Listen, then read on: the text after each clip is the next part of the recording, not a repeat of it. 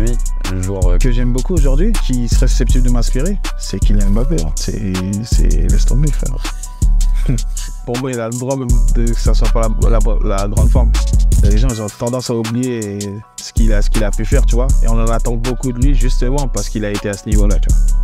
Donc voilà. C'est VG Dream pour Cop Football. On est ensemble. Alors salut VG Dream. Salut. On sait que tu es un grand fan de foot, Ouais. mais comment ça t'est venu justement cette passion? Bah depuis petit, hein. Depuis petit, le sport qu'on faisait même à l'école, dans la cour de récré, c'était le foot. Donc voilà, j'ai toujours suivi un peu. J'ai fait du foot un peu. Pas en... J'étais pas très bon.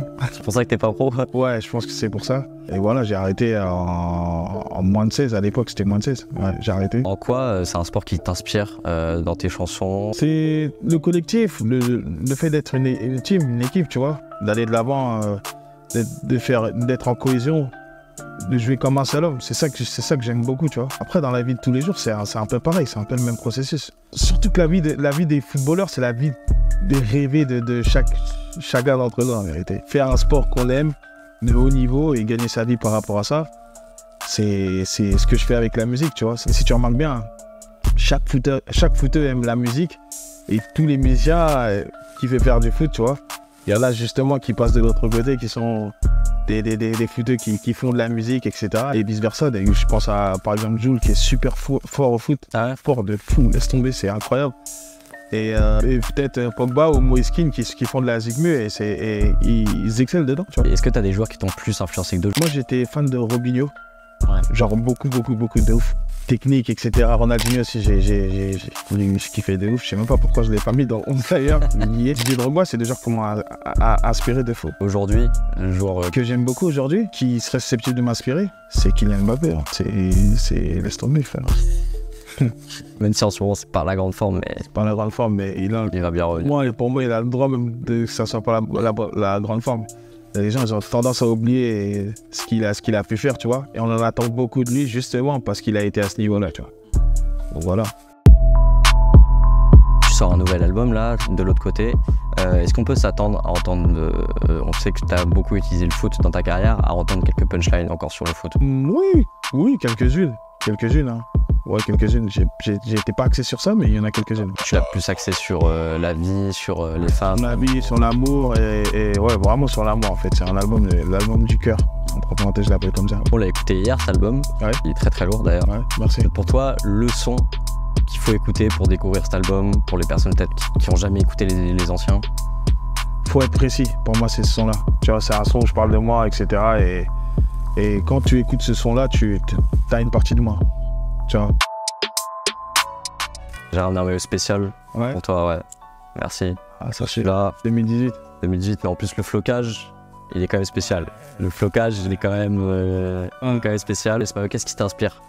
France-Belgique, corner, tête, la démarche et l'histoire s'en souvient. C'est exactement ce que ça me rappelle tout de suite là, ça met des petits. En plus le match il était chaud, c'était compliqué, je me demandais si on allait gagner ce match. Il nous a délivré frérot et après je te jure que 2018, et je parle au nom de tout le monde, c'est l'année qui a rassemblé tous les Français.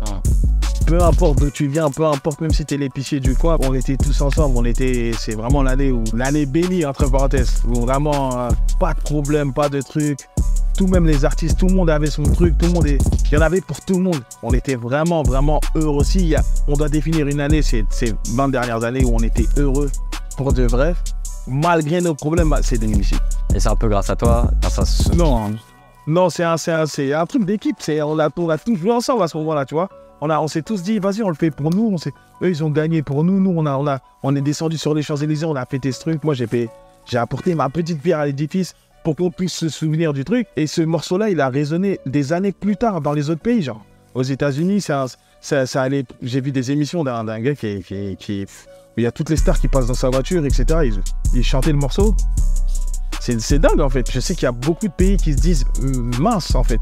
La vibe française, surtout que nous, on ramène ce truc un peu afro, la vibe française, ce qu'ils ont, c'est un truc de fou. Pourquoi nous, on n'a pas ça? Genre, j'ai entendu ça plusieurs fois de certains pays. Quand ils voyaient notre 11 sur le papier, purée, En plus, c'est diversifié, ils vont faire de la musique. Non, c'est chaud. Eux, là, faut, tu vois. La France, on a ce truc en plus, justement, qui rassemble tout le monde. On n'a pas besoin de... On voit même pas la couleur de ta peau, on est en mode... On est français, on se comprend tous. Et c'est ça qui est lourd de base. Justement, ce son, tu l'as quand même commencé avec Umtiti. Pour toi, c'est le moment le plus fort de la Coupe du Monde? C'est le moment le plus fort, c'est le moment... Parce que nous, à la base, eux, ils savaient que sa célébration, lui, ils savaient. Et entre eux, ils savaient que sa célébration, c'était ça. Mais nous, on ne sait pas. Ça veut dire que quand il nous délivre à ce moment-là, et qui fait la célébration, moi, je le vois comme un fou, moi. Je le vois comme un fou, je me dis, mais il est fou. Waouh. Tu vois, à ce moment-là, tu dois célébrer en mode, lui, il marche et tout.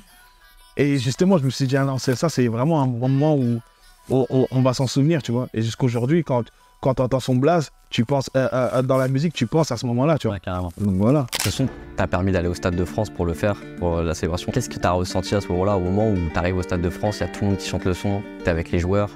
Frérot, à ce moment-là, je suis en mode, pensez-moi. Tu vois, est-ce que c'est vrai, là? Est-ce que c'est vrai ce que je suis en train de vivre? J'étais tout seul dans mon coin et je vois les joueurs. Il y avait Magic System qui passait juste avant. Je le vois arriver dans un angle comme ça. Il me voit et dès qu'il me voit, il dit, ah, il est là-bas. Ah, il est là-bas. Et ça commence à danser, ça commence. J'étais stressé, il y avait 80 personnes. C'était la première fois où je chantais devant autant de monde. Pendant que je chante, je me dis, waouh, on l'a fait. Et je me rends compte que les joueurs connaissent le son. Chacun passe au milieu, chacun a fait son truc, sa célébration. Je me dis, wow, qu'est-ce qui est en train de se passer? Pendant ce temps, dans ma poche, il y a mon téléphone, tu vois. Je sens que mon téléphone, il vibre de fou parce que c'était en direct. Je sors de là, mon manager, il m'appelle, il me dit, regarde, sur Google, t'es la première recherche au monde, etc. Et sur le moment, je réalise pas. C'est une semaine après que ça passe. Et je vois qu'on m'appelle partout dans tous les plateaux télé. J'ai écrit tous les plateaux télé qui existent. Et je me dis, waouh, je le contrôle pas. Tu vois, ce truc-là, tu ne le contrôles pas. Et tellement c'est fort, tellement ça a été exceptionnel. À un moment donné, j'ai eu peur, tu vois. À un moment donné, je me suis dit, mais les gars, je suis au milieu de la carrière, là. Je suis pas à la fin. Normalement, un titre comme ça, tu le fais à la fin. Comme ça, tu dors tranquille, tu vois. Je suis au milieu, je viens de commencer. Ça faisait des années, j'étais là, mais l'exposition, ça n'a pas été petit à petit. J'ai directement monté dans la fusée, tu vois. Donc, à un moment donné, j'ai tellement peur de waouh. Je vais faire quoi après?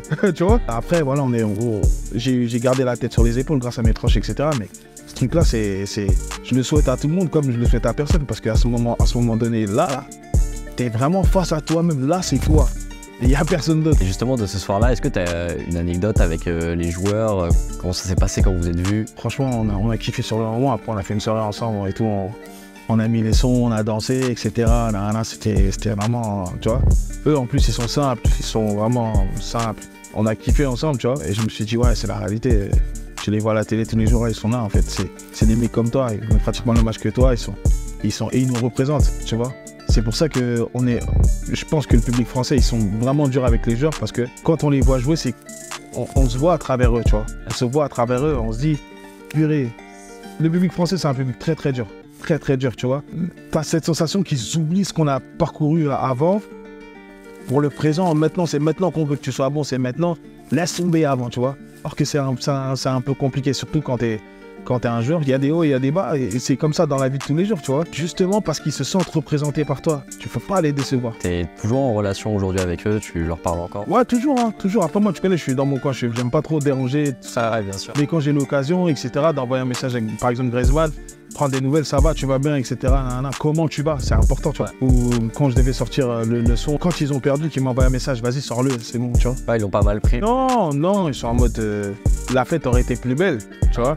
Mais qu'est-ce que tu veux? C'est comme ça. Tout à l'heure, tu me disais que t'es monté d'un coup avec ce son. Est-ce qu'aujourd'hui, tu as envie quand même de te détacher un peu de cette image-là, de ramener la coupe? Je dirais pas me détacher, mais forcément, parce que j'aspire à mieux, tu vois. J'aspire à mieux et c'est un truc, ça va me coller à la peau, c'est normal. Je l'accepte, tu vois, je l'ai accepté. Pendant un moment, j'étais très... Dans ma tête, je me disais, mais je fais autre chose, les gars. Je fais autre chose. Est-ce que vous pouvez comprendre que je fais autre chose? Mais j'ai appris à l'accepter, tu vois. Pour moi, ça fait partie de moi. VG Dream, ça peut pas aller sans ramener la coupe, tu vois. Et puis, c'est ce qui me fait aller dans les 4 coins du monde à chaque fois, tu vois. Depuis, ça fait 5 ans et que je suis overbooké tout le temps, tu vois. J'ai aucune date de libre. Voilà.